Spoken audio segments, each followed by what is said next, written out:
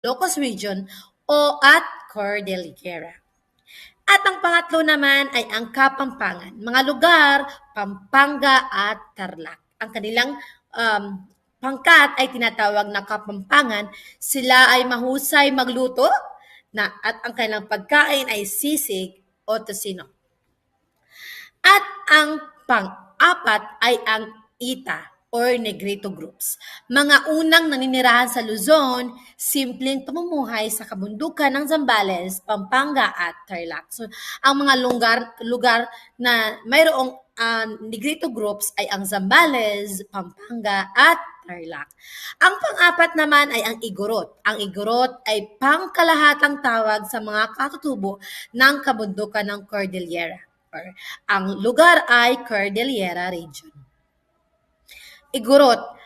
Ang Igorot ay mayroong subgroups. Mayroong Ifugao, Kalinga, Ibaloy, Bontok, at Kankanay. So, ang Igorot ay pinaka-umbrella ng kanilang group. At ang Aybata naman, kilala sa matibay na stone house at kulturang angkop sa Baguio. Ang lugar ay Batanes.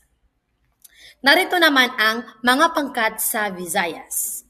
Ang katangian ng Visayas ay binubuo ng maraming isla, mayaman sa yamang dagat at sakahan. Unang pangkat ay Cebuano o Bisaya. Ang wika ay Cebuano at kilala sa Sinulog Festival.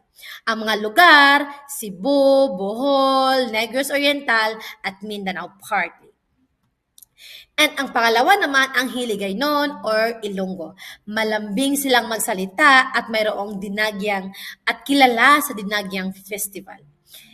And mga lugar, Iloilo, Guimaras at Negros Occidental. At ang pangtatlo naman ang Waray. Yes, ang Waray ay isang pangkat etnolinguistiko. Matapang pero palabiro. Mga lugar, Eastern Visayas, ang Samar at Leyte at Kanlurang Visayas, ang Samar at Leyte pa rin. So, ang pangtatlo ay ang Mindanao. Ang Mindanao ay mayroong malawak na lupain na may kabundukan, ilog, lawa at dagat. Maraming katutubong pangkat at Muslim communities. Unang pangkat ay ang Maranao, mga tao ng lanaw.